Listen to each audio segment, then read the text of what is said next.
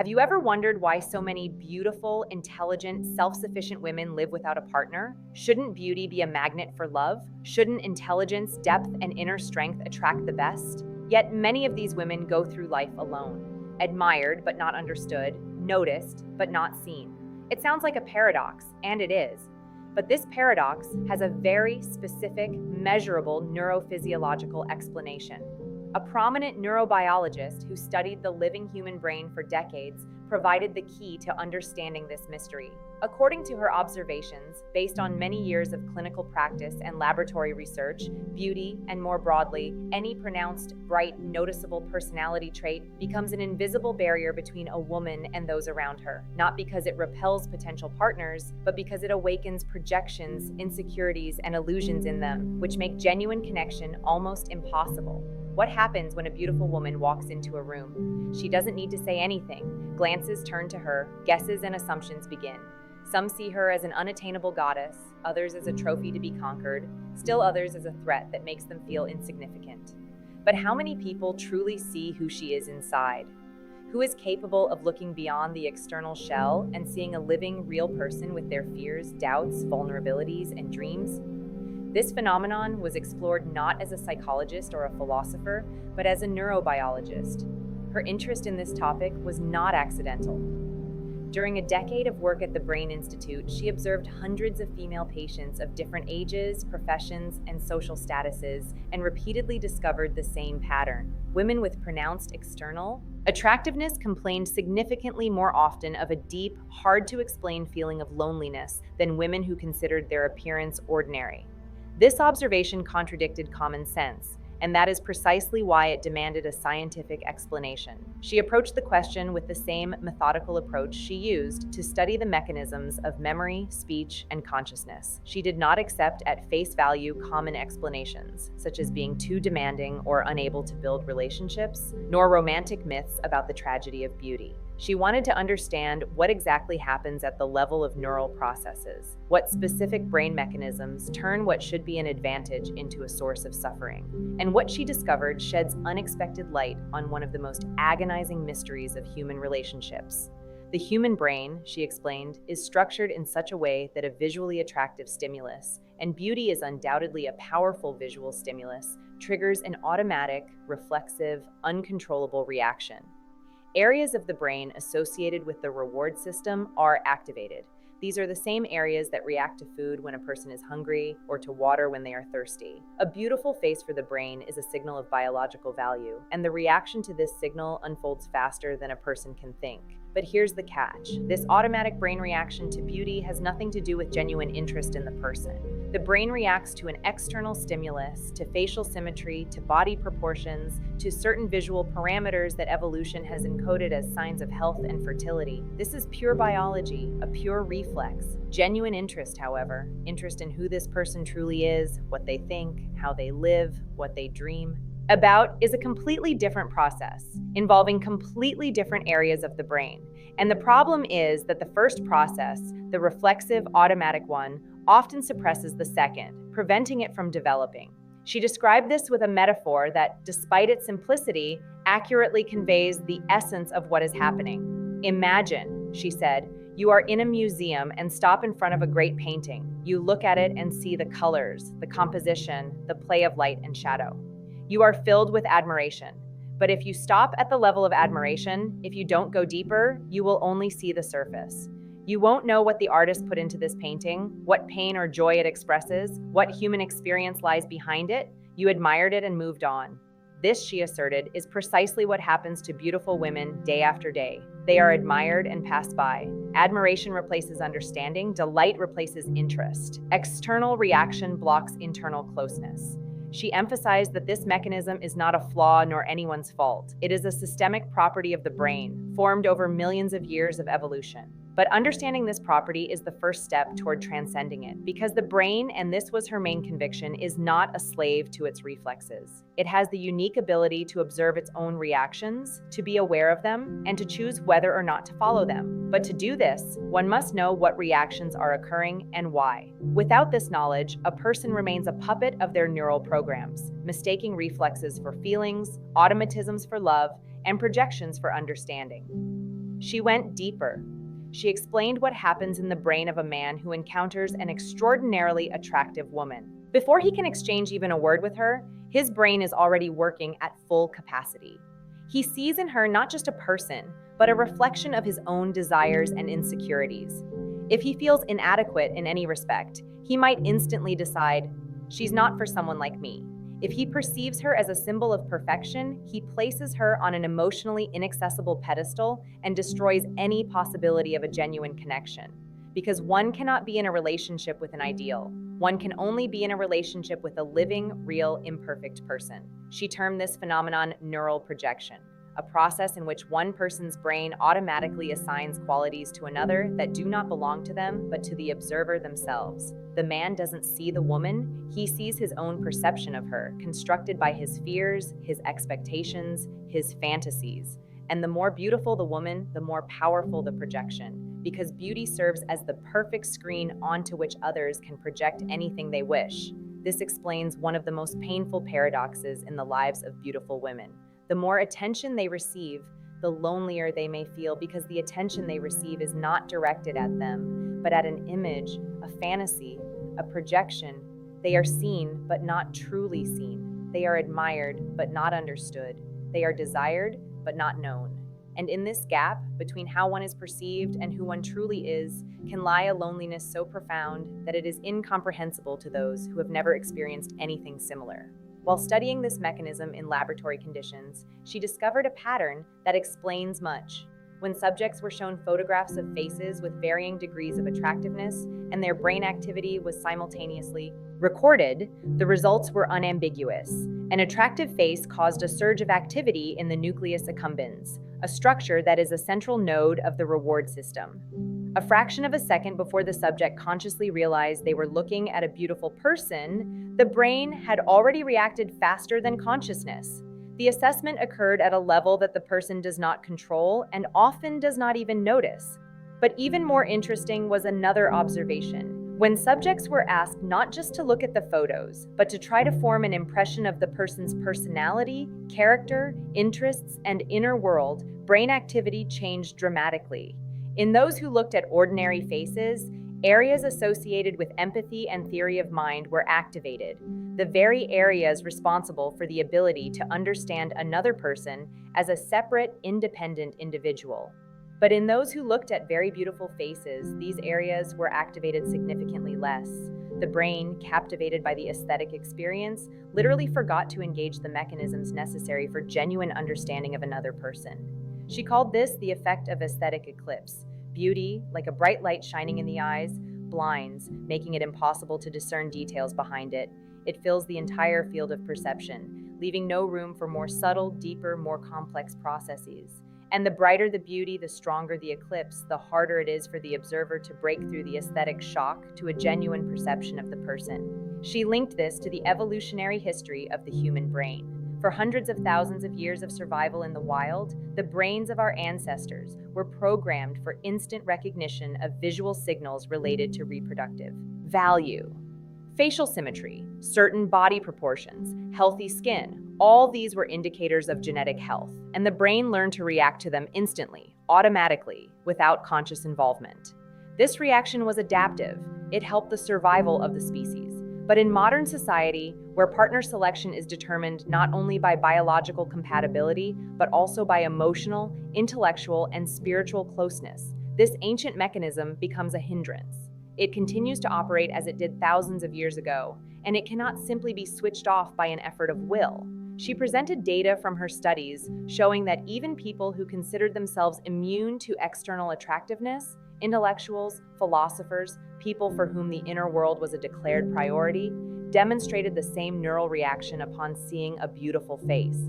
The only difference was what happened after this initial reaction. In people with highly developed empathy and self-awareness, the brain managed to switch gears, moving from automatic aesthetic perception to a conscious, deep interest in the personality. But this transition required time, effort, and most importantly, the awareness that the first reaction was just a reflex, not genuine interest. She also described the flip side of this process. What happened in the brain of a woman when she saw a man frozen in awe of her beauty? The woman's brain, accustomed to this reaction, instantly recognized the familiar pattern and automatically classified the man as just another person who sees only the surface. This automatism, she explained, was protective. It saved emotional resources, sparing her from having to relive disappointments every time. But it also created an additional barrier: a woman accustomed to men reacting to her appearance might overlook the rare man who is struck by her beauty but willing to go further. Two protective mechanisms, his and hers, clashed like two shields, behind which hid two living, vulnerable people seeking the same thing: genuine closeness. It is this awareness, she asserted, that is the key to overcoming the barrier of beauty. A man who understands that his instantaneous reaction to a beautiful woman is a biological reflex, not a genuine experience, gains the ability to go further. He can consciously slow down his reaction, give his brain time to switch to deeper perceptual mechanisms, and begin to see the person behind the face, the personality behind the image, the living, breathing, feeling soul behind the beauty. But this, she emphasized, requires significant internal work. She compared this process to learning a new language. The initial reflexive reaction to beauty is the brain's native language, learned over millions of years of evolution. The ability to see the person behind the beauty is a second language that must be learned consciously, with effort, with patience. And like any second language, it will never become completely automatic. It will always require a little more effort than the native tongue, but it can become fluent enough for genuine communication to be possible. This metaphor was important to her because it removed the moral burden from both sides. A man who reflexively reacts to female beauty is not to blame. He is speaking the only language his brain knows, but he is responsible for learning another language, the language of genuine vision. And a woman who automatically hides behind a facade of perfection is not to blame. She is defending herself in the only way she knows, but she is also responsible for learning to show her true self. Both men and women need internal work. They need the readiness to admit that their first reactions do not always reflect reality, that the brain, shaped by millions of years of evolution and decades of social programming, can deceive us in the most convincing way, and that genuine vision of another person is not a gift or a talent, but a skill that can and must be developed. She spoke of an experiment she conducted with students, young people who, over 3 months, learned to notice their automatic reactions to external attractiveness and consciously shift their attention to other aspects of personality. By the end of the experiment, their ability to empathize, measured by standard neuropsychological tests, had significantly increased. Moreover, their brain activity also changed. Areas associated with understanding another person began to activate faster and stronger, even when perceiving very attractive faces. The brain had learned to look deeper, and this was not a metaphor, but a measurable, recorded neurophysiological change. This experiment confirmed her central thesis. The ability to see the person behind the beauty is not an innate quality, but an acquired skill. And it is precisely the lack of this skill in most people that makes the life of a beautiful woman so paradoxically lonely. She is surrounded by people who see her appearance but not her, who react to a stimulus but are incapable of responding to a person, who admire but do not understand. And in this endless stream of admiration without understanding, a beautiful woman can be surrounded by a crowd and remain absolutely alone. She also drew attention to another aspect of this problem, an aspect rarely spoken aloud because it sounds harsh and uncomfortable. A beautiful woman is accustomed, from an early age, to the world reacting primarily to her appearance. From childhood, she receives reinforcement. You are noticed, you are singled out, you are smiled at, not because you are smart, kind, or talented, but because you are beautiful. And a brain that develops in such conditions may unconsciously absorb the belief that beauty is her main, and possibly only, value. This belief, she asserted, is one of the most insidious traps that the female brain falls into. Because if your value is determined by your appearance, you are in a state of constant, relentless, exhausting anxiety. Appearance changes with age. Beauty is not eternal, and each year lived brings you closer to the moment when your main value will begin to diminish. This underlying anxiety, often unconscious, operating at the level of neural patterns rather than conscious thoughts, poisons a beautiful woman's life quietly and imperceptibly, like a slow-acting poison. It sits inside like constant background noise that cannot be turned off because its source is not in the external world, but in the very architecture of neural connections, in the basic program the brain wrote in childhood and continues to execute decades later.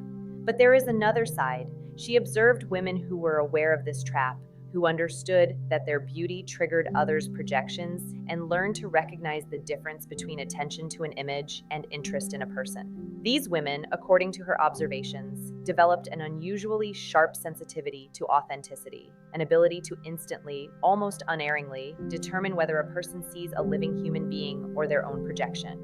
This sensitivity, she explained, is formed at the neural level, the brain subjected to uniform external stimuli, admiration, idealization, superficial attention, for years, develops subtle detection mechanisms. It learns to pick up on microsignals, intonation that betrays a rehearsed compliment, a glance that skims the surface without attempting to penetrate deeper, a question asked not out of genuine interest, but out of a desire to impress. A beautiful woman who has gone through this long and painful process becomes a kind of authenticity detector. She infallibly senses when she is being addressed as a person and when as an object. And here begins the main paradox. The sharper this sensitivity, the fewer people pass through her filter. Because most men, even sincere, kind, loving men, when encountering a beautiful woman, automatically switch to projection mode. They don't do it consciously, nor out of malice. It's just that their brain reacts to a powerful visual stimulus before consciousness can engage. And the woman senses this. She senses it instantly, unerringly, at a level that defies rational explanation, but which the neurobiologist could explain precisely and concretely. It is the reaction of her highly developed pattern recognition neural networks. She recounted the case of a patient, an extraordinarily beautiful 47-year-old woman, a conservatory professor, who came to her complaining of chronic feelings of isolation. The woman was not lonely in the everyday sense. She had friends, colleagues, and students who adored her, but she described a strange, agonizing sensation. She couldn't shake the feeling that people weren't interacting with her, but with her image, that they saw a beautiful woman, a musician, a teacher, an elegant lady, but not what was inside: fear, doubts, loneliness, longing for genuine closeness. Upon detailed examination, she discovered that the woman had developed a complex system of defense mechanisms since youth. She learned to maintain a perfect facade, always look impeccable, always be witty, always be in control of the situation. This facade was both her defense and her prison. It protected her from disappointment. If people only saw the surface, they couldn't reject what was inside, but it also prevented anyone from truly getting close to her. She helped her understand the neurophysiological nature of this mechanism. The brain, she explained, had built a sturdy, multi-layered defense system, neural pathways that automatically activated the facade at any attempt at closeness. These pathways had formed over decades and became so automatic that the woman didn't even notice when she switched to the ideal image mode every time someone tried to get close to her. Breaking this automatism was not easy, but possible, because the brain is plastic at any age. The work took several years. The woman learned to notice the moments when she activated the facade and consciously, with an effort of will, allowed herself to be not perfect, but vulnerable, real. At first, this caused panic and anxiety. The brain perceived vulnerability as a threat, as danger that needed to be immediately defended against. But gradually, step by step, new neural pathways began to form, pathways that allowed her to be herself without hiding behind a facade. And only then did genuine, deep, real connections begin to appear in her life. This case was, for her, an illustration of a broader phenomenon. She asserted, "The problem of a beautiful woman is not her beauty. The problem is how society reacts to beauty and how the woman herself reacts to society's reaction. A vicious cycle forms. Society sees an image, not a person. She, defending herself against, this creates an even more perfect image. Society reacts to this image even more intensely, and the cycle closes. Only awareness and the willingness to be truly seen, with all imperfections, with all vulnerability, with all that is hidden behind the impeccable facade, can break it." She also spoke about what happens on the other side of this equation, in the brain of a man trying to build a relationship with a beautiful woman. She described 3 typical scenarios, each with a clear neurophysiological basis. The first scenario is idealization. A man places the woman on a pedestal and begins to treat her as a deity, not a person. He is afraid of doing something wrong, afraid of disappointing her, afraid of being unworthy. His brain is in a state of chronic anxiety, which makes genuine intimacy impossible, because intimacy requires relaxation, trust, and the willingness to be imperfect. The second scenario is conquest. A man perceives a beautiful woman as a challenge, a trophy to be won. His brain activates the reward system associated with goal achievement, and his entire behavior becomes strategic. He says and does what he calculates will impress her. But as soon as the goal is achieved, as soon as the woman is conquered, his interest rapidly fades because the brain has received its dose of dopamine and is switching to a new goal. The woman in this scenario is not perceived as a person. She is perceived as a task. The third scenario is self-defense through rejection. A man feeling insecure around a beautiful woman unconsciously begins to devalue her, find flaws, notice imperfections, ridicule her. This is a brain defense mechanism. If I can't have what I want, then I don't need it. She observed this mechanism countless times and described it with undisguised bitterness, because it was in these cases that a beautiful woman suffered the most damage, not understanding why a person who, moments before, admired her suddenly becomes cruel. She paid special attention to the neurophysiological aspect of a beautiful woman's self-esteem, a topic which, in her conviction, is key to understanding the entire problem. She said, "What happens in the brain of a beautiful woman when she is evaluated solely on her appearance has long-term, deep, measurable consequences for her entire nervous system. When a girl from an early age receives reinforcement solely for her appearance, what a beauty, what eyes, what a doll, stable neural pathways form in her brain connecting a sense of self-worth with her appearance.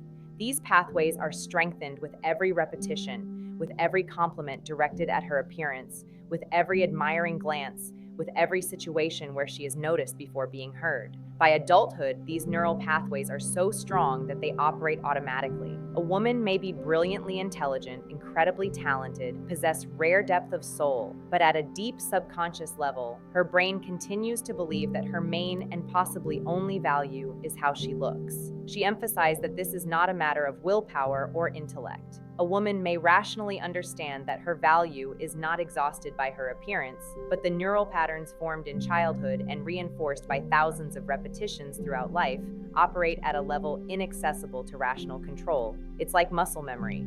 The body remembers what it was taught and continues to reproduce these patterns even when the mind says otherwise. The consequences of this mechanism, according to her observations, were very concrete and very painful. A woman whose self-esteem is tied to her appearance lives in a state of chronic, background, often unconscious anxiety. She constantly scans her reflection in mirrors, shop windows, and the eyes of others. She instantly notices the slightest signs of aging and reacts to them with anxiety disproportionate to their objective significance. She spends a disproportionate amount of time, energy, and resources on maintaining her appearance, not out of vanity, but out of a deep existential fear of losing what, according to her brain's belief, is the foundation of her value. This fear, she asserted, has concrete neurophysiological consequences. Chronic anxiety about appearance means a chronically elevated level of cortisol, the stress hormone, which, over prolonged exposure, destroys memory, suppresses immunity, impairs sleep quality, and accelerates cell aging. Ironically, anxiety about appearance literally accelerates the very processes the woman fears most. The fear of losing beauty literally accelerates its loss. She observed this vicious cycle in her patients and considered it her duty to speak about it openly. She recounted the case of a 56-year-old woman who came to her complaining of severe insomnia. Upon examination, it turned out the woman had been obsessed with her appearance for 30 years. Diets, cosmetic procedures, hours spent getting ready before every outing. She explained it simply. If I stop taking care of myself, people will stop noticing me. At a deep level, she believed her only value was how she looked. And when the signs of aging became inevitable, when no procedure could stop the natural course of time, she experienced a real existential crisis. Insomnia was its outward manifestation, but the cause lay much deeper. Her brain, accustomed to valuing itself based on appearance, could not cope with the inevitable loss of this resource. She helped her reevaluate her worth, literally rebuilding the neural pathways that linked self-esteem to appearance. This was long, painstaking work because neural patterns formed over decades do not disappear overnight. But the brain is plastic, and new pathways connecting a sense of self-worth with inner qualities gradually strengthened. After a year, the insomnia passed. 2 years later, the woman described her state in words that she remembered. "For the first time in my life, I feel free. I am no longer a hostage to the mirror." This story was not just a clinical case for her. It was a symbol of the problem facing millions of women. A society that evaluates women primarily by their appearance creates conditions for mass neural programming. Millions of girls from an early age absorb the belief that their value is determined by how they look.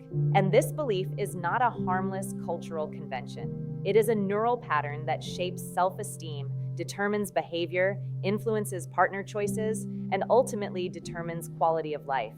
She was convinced that one of the most important tasks facing modern society is to change this pattern, not at the level of slogans and declarations, but at the level of everyday practice.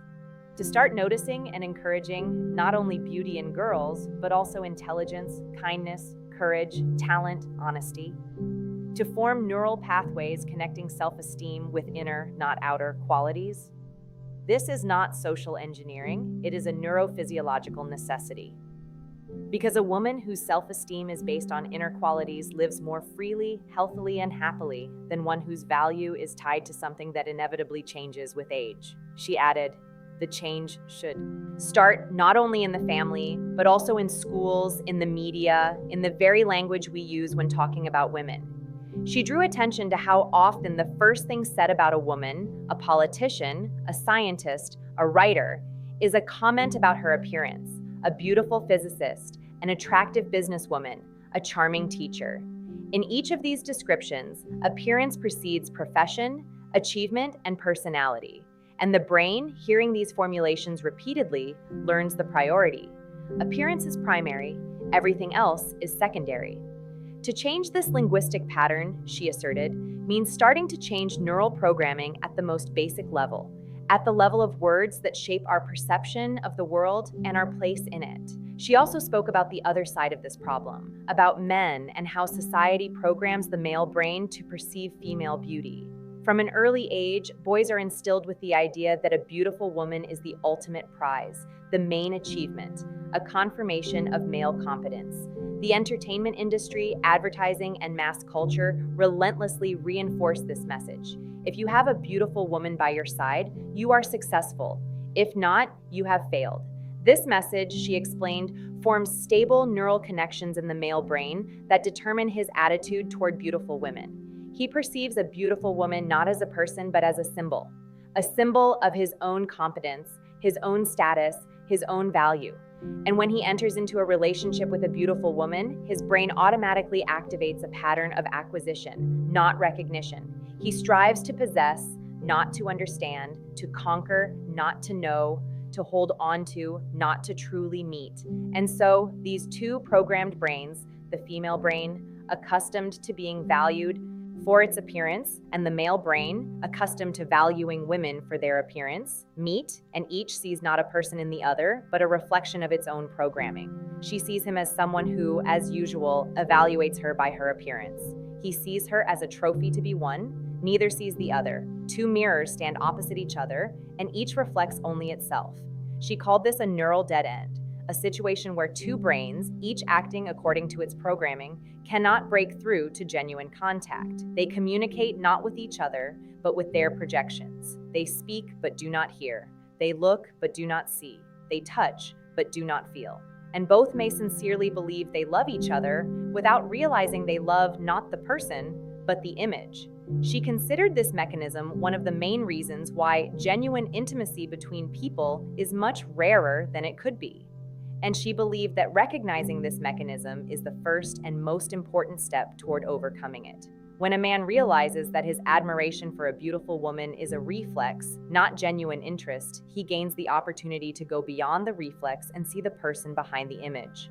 When a woman realizes that her habit of hiding behind an ideal facade is a defense mechanism, not her true nature, she gains the ability to remove the mask and allow herself to be seen as she truly is. And then, and only then, does genuine encounter become possible. Not an encounter of image with image, mask with mask, projection with projection, but an encounter of two living, real, imperfect, vulnerable human beings, each of whom has dared the most courageous act, to be truly seen just as they are, without embellishment, without filters, without defense mechanisms. She believed that true love lies precisely in such an encounter, not in admiration, not in possession, not in conquest, but in the quiet, unassuming, fearless act when two people look at each other and truly see, the one before them.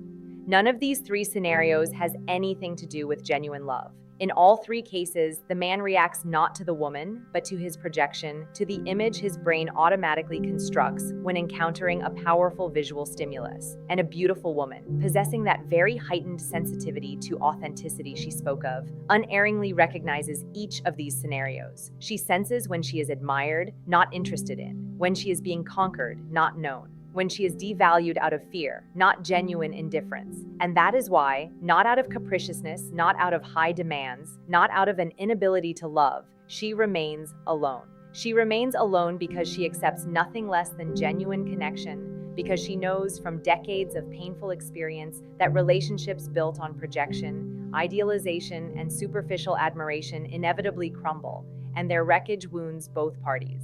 She prefers solitude not as a burden, but as a conscious choice, as a space in which she preserves her integrity until she meets someone capable of seeing her truly. She emphasized that this is the neurophysiological paradox of beauty.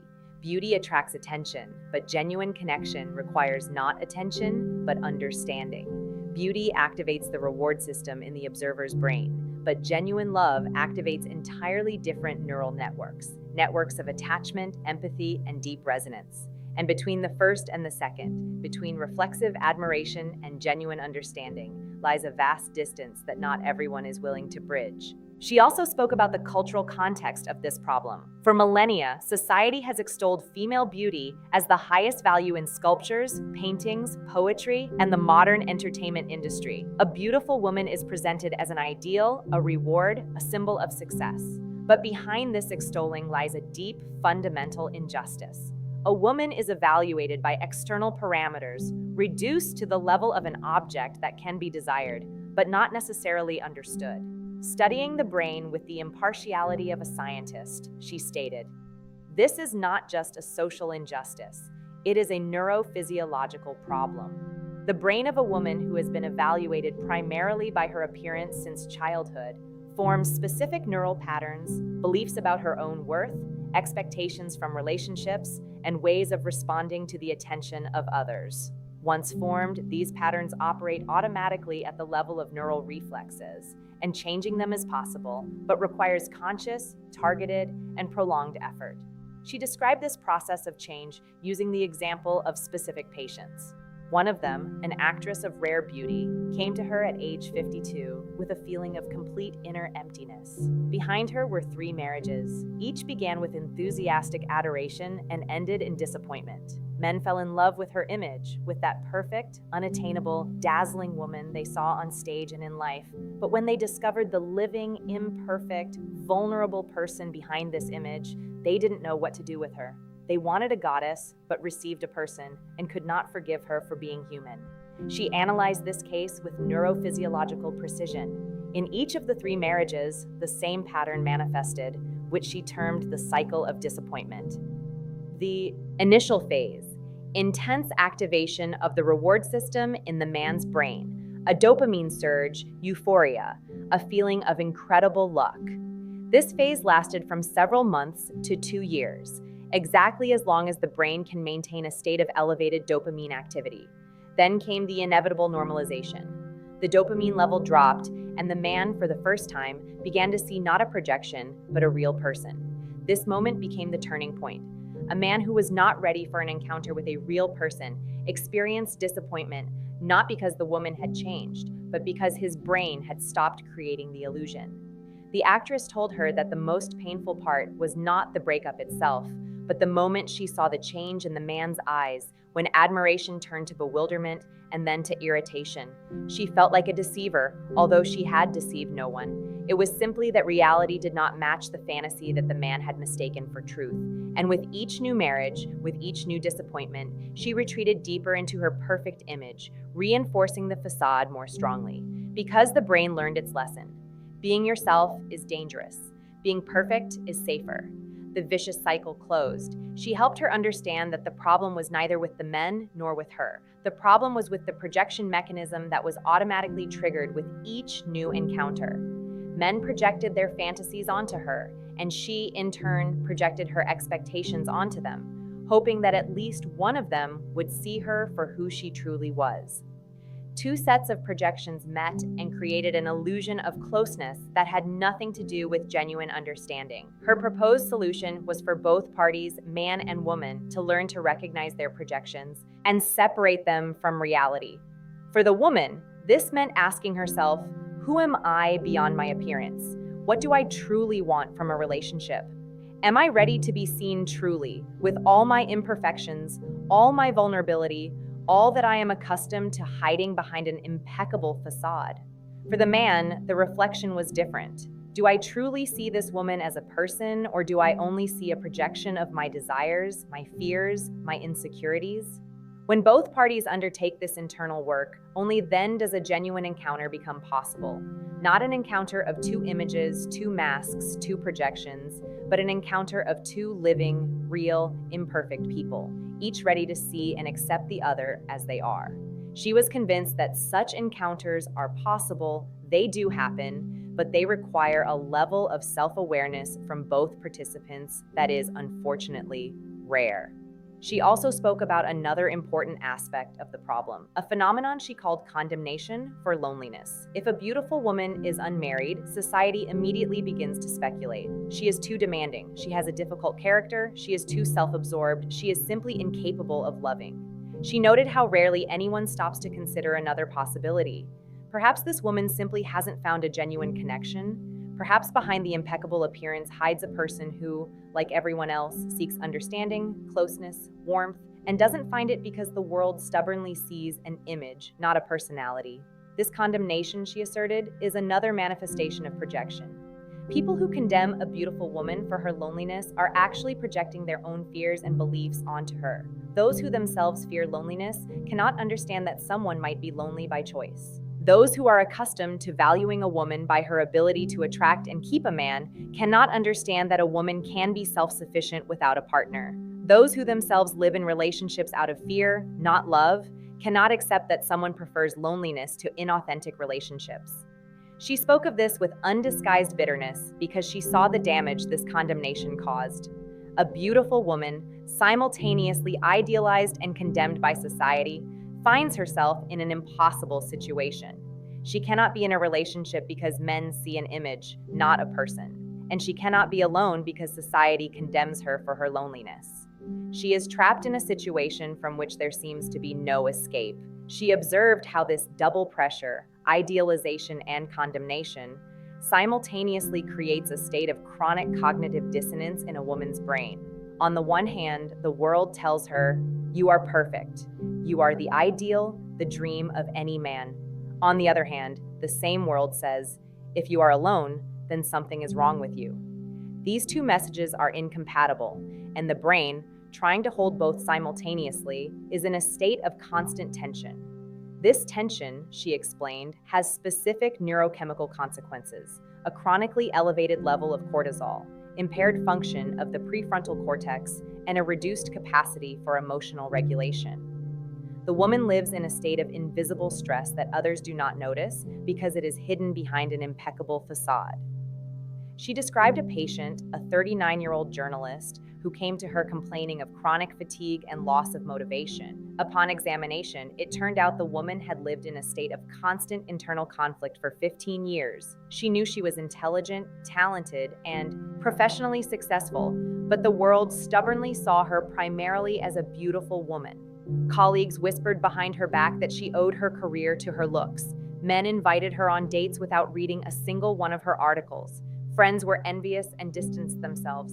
She felt invisible, even though she was perhaps the most noticeable person in any room she entered.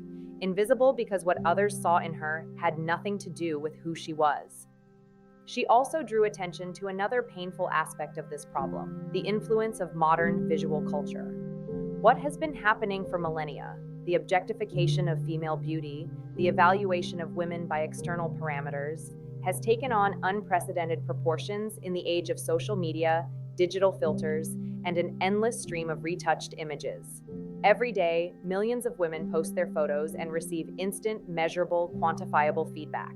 Likes, comments, followers, and the brain, she explained, reacts to this feedback. Just like any other reinforcement, it remembers. Appearance brings rewards. For a beautiful woman, this mechanism is particularly insidious. She receives significantly more reinforcement for her appearance than the average person. And consequently, the neural pathways connecting self-esteem with appearance strengthen in her much faster and more robustly.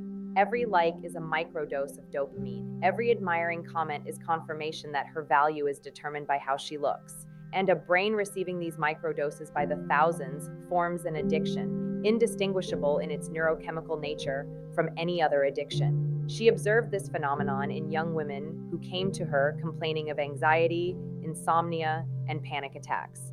Upon examination, it turned out the source of their anxiety was not work, relationships, or family problems, but the fear of losing the attention they received on social media. One patient, a 27-year-old model, described her feelings with frightening accuracy. "When I post a photo and get thousands of likes, I feel alive. When there are few likes, I feel like I'm disappearing." She noted, "This is not capriciousness or superficiality. This is neurochemical reality. The brain has learned to associate feelings of self-existence with external validation." She drew a parallel with the isolation experiments conducted in her laboratory. When the brain is deprived of its usual source of stimulation, any source, be it light, sound, or social feedback, it begins to generate anxiety signals. The brain perceives the absence of the usual stimulus as a threat and triggers a stress response. Similarly, the brain of a beautiful woman, accustomed to a constant flow of admiration, perceives its absence as a signal of danger. She feels anxious, not because she is objectively threatened, but because her brain is accustomed to a certain level of reinforcement and demands it again and again. Breaking this cycle, she asserted, is possible but extremely difficult because it is not about a bad habit that can be broken by an effort of will, but about a deep neural pattern that has been forming for years and is embedded in the very architecture of the brain.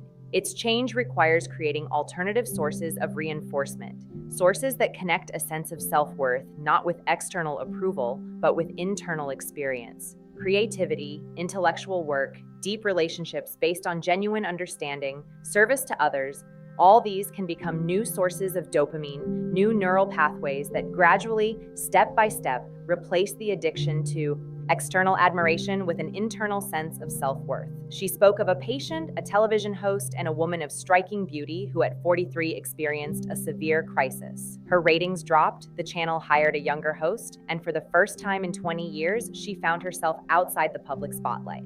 The reaction was catastrophic: depression, insomnia, loss of appetite.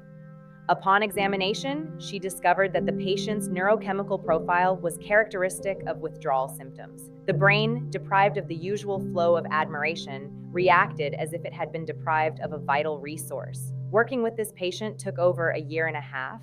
She helped her gradually reorient the brain's reward system, find new sources of meaning and value not related to appearance and public attention. The woman began teaching, discovering a talent for pedagogy she had never suspected. She began writing and found that words could bring as deep satisfaction as audience applause. After 2 years, she described her state as liberation. "I no longer depend on how people look at me. I finally know who I am, without cameras, without makeup, without spotlights."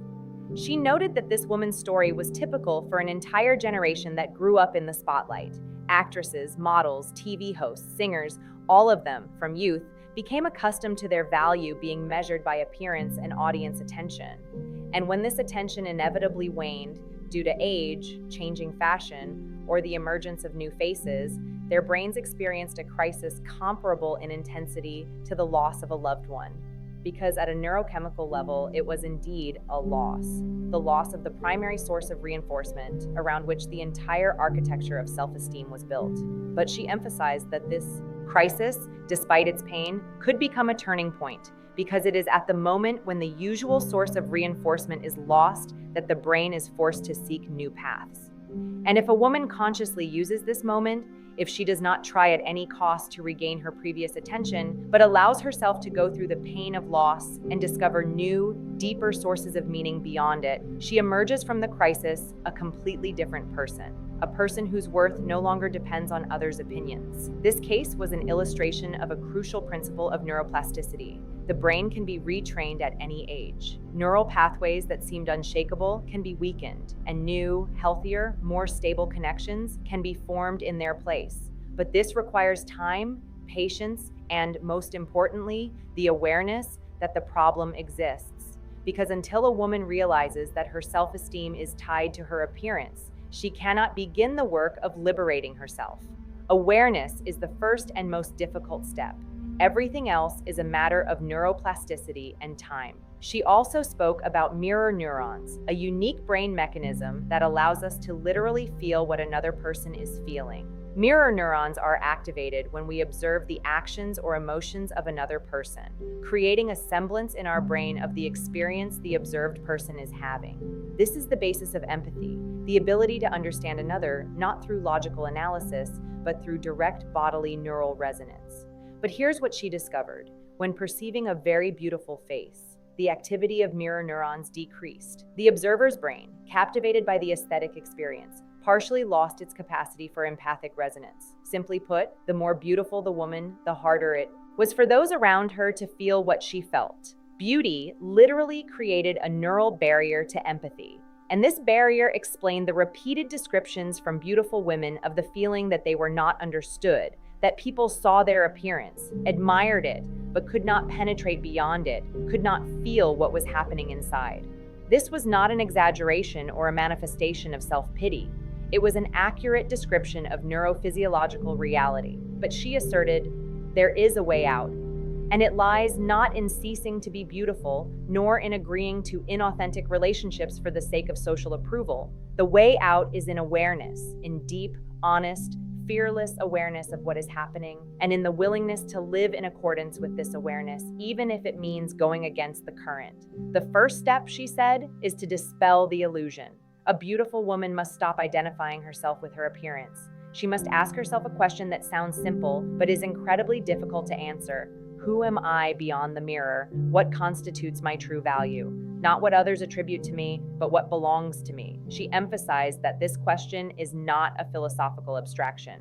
It is a concrete neurophysiological task to create new neural pathways that connect a sense of self-worth, not with external parameters, but with inner qualities, with intellect, with soul, with talent, with depth. The second step is to learn to be vulnerable. This sounds paradoxical. A beautiful woman seems to others the embodiment of confidence and strength. But often, behind this confidence lies a powerful defense mechanism built over years spent under scrutinizing gazes. She explained that for genuine connection to be possible, this defense must be weakened. Not destroyed, but weakened, to allow oneself to be seen not only in one's perfection, but also in one's imperfection, to show not only strengths, but also vulnerabilities.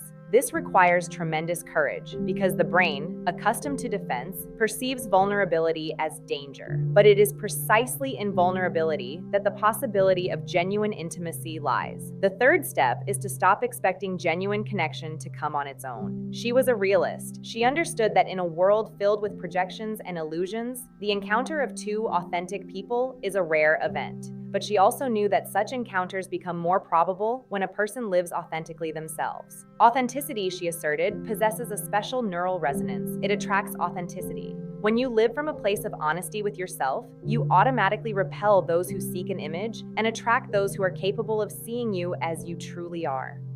She spoke of women who had walked this path, who stopped hiding behind a facade, stopped defining themselves by their appearance, stopped settling for relationships built on projection. At first, it was not easy. The familiar world crumbled. Admirers disappeared as soon as they discovered a living, imperfect person behind the ideal shell. But gradually, other people began to appear in their lives. Those who were interested not in the surface, but in the depth. Those who were not afraid of imperfection. Those who wanted not to admire, but to understand. And these connections, though few in number, possessed a quality incomparable to any amount of superficial attention. She recounted the story of one such woman, a surgeon, who at 44 allowed herself for the first time to go on a first date without makeup, a perfect hairstyle, or a carefully chosen outfit. She described this experience as one of the most terrifying in her life, more frightening than her first solo surgery, because on the operating table, she hid her face behind a mask. But here, she showed it without embellishment for the first time. The man she met later told her, "You were the most beautiful woman I have ever seen." And for the first time, she believed that this compliment referred to her, not her image. This episode, she asserted, illustrated a principle she called the paradox of vulnerability. It is precisely when a woman allows herself to be imperfect that she becomes truly visible. Not because imperfection is more attractive than perfection, but because imperfection is authentic. And authenticity, unlike perfection, creates space for true connection. She formulated her conclusion with the crisp clarity that characterized all her pronouncements. A beautiful woman is not lonely because there is something wrong with her. She is often lonely because she refuses to accept less than genuine love. And this is not weakness, but immense, rare, hard-won strength. A strength that requires courage, patience, and profound self-trust. She also spoke about how the loneliness of a beautiful woman, despite its painfulness, can become a period of incredible inner growth. When there is no need to meet others' expectations, when there is no pressure to play the role of an ideal, when there is no need to maintain an impeccable facade, the brain gains an opportunity it has been deprived of for decades. The opportunity to turn inward, to its true nature, to those deep layers of personality that were hidden behind the dazzling external shell. She observed this process in her practice and described it with the precision of a neurobiologist. When external pressure diminishes, the brain begins to reallocate resources. Energy that for decades was spent on maintaining the facade, on monitoring others' reactions, on managing impressions, is freed up and directed inward. Areas of the brain associated with self-awareness are activated, the very areas that were chronically suppressed by the need to conform to external expectations. And in this silence, in this liberated space, begins a process that she considered one of the most important in a person's life, meeting oneself. It is in solitude, in conscious, chosen, accepted solitude, that many beautiful women first discover who they truly are. Not what others see, not what role they have become accustomed to playing, but who they are fundamentally at their core. And this discovery, she asserted, is worth all the years of waiting, because only by discovering her true essence can a woman offer it to another person. Not an image, not a mask, not a projection, but her true self.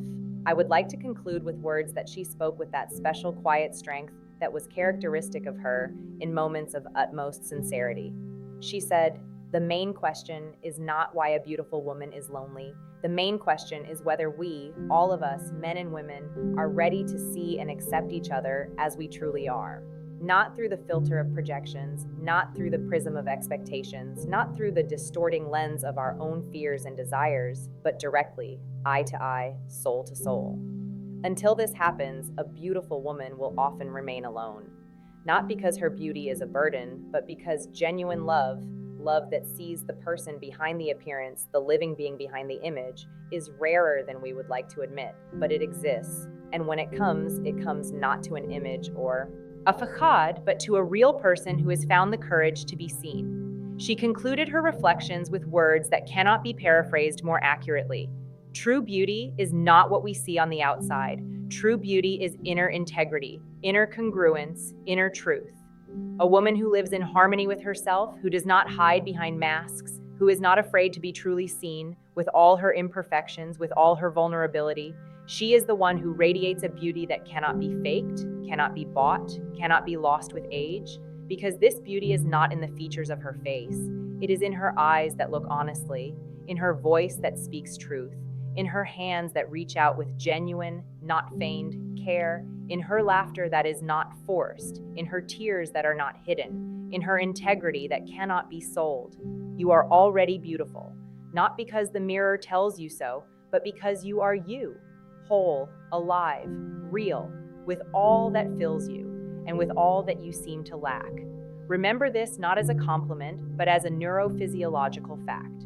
A brain that lives in harmony with its true nature functions better, thinks more clearly, feels more deeply, and lives longer.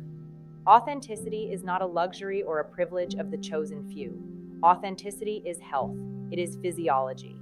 It is what she dedicated her life to, and what, at the end of that life, she decided to speak aloud for every woman ready to hear it.